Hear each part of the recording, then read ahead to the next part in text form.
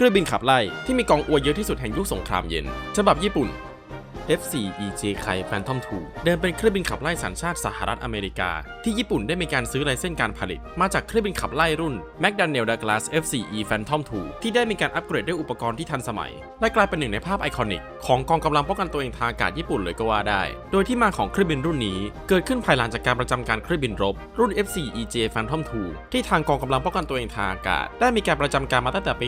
1971 ซึ่งมีปัญหาในเรื่องของเรดาร์ที่เริ่มล้าสมัยและอาวุธบนเครื่องที่เริ่มตกยุคทำให้ทางญี่ปุ่นจึงเริ่มมีการพิจารณาในการอัปเกรดเครื่องบินของพวกเขาเพื่อยืดอายุการใช้งานและต่อกรกับภัยคุกคามที่ล้ำเข้ามาในน่านฟ้าของญี่ปุ่นด้วยเช่นเดียวกันจนเมื่อปี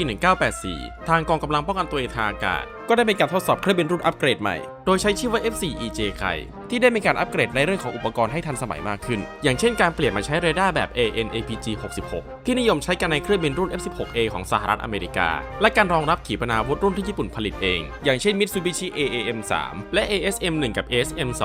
ก่อนที่จะได้มีการนำเข้าประจำการจริงในจำนวน 96 ลำจากเดิมที่เคยวางแผนเอาไว้ 110 ลำมาจนถึงปี 2021 ก่อนที่จะถูกแทนที่ด้วยเครื่องบินรุ่นที่ใหม่กว่าอย่าง F-35A Lightning II ที่ได้มีการประจำการในญี่ปุ่นอย่างเป็นทางการเมื่อปี 2019 และสาเหตุที่ทำให้เครื่องบินรุ่นนี้มีกองอวยเยอะที่สุดสำหรับเครื่องบินในยุคนั้นก็เป็นเพราะว่าเครื่องบินรุ่นนี้ได้มีการปรากฏตัวในสื่อมากมายหลายเรื่องอย่างเช่นการที่มันได้ไปตบกับมังกรในอนิเมะเรื่องเกตหน่วยรบต่างมิติและการมีร่างแฟนตาซีของตัวเองในอนิเมะ Gurry Air Force หรือการถูกนำเข้ามาในเกมอย่าง War Thunder และได้เป็นท็อปสายของเครื่องบินญี่ปุ่นในช่วงหนึ่งด้วยเช่นเดียวกันและนั่นจึงทำให้เครื่องบินรุ่นนี้ได้กลายเป็น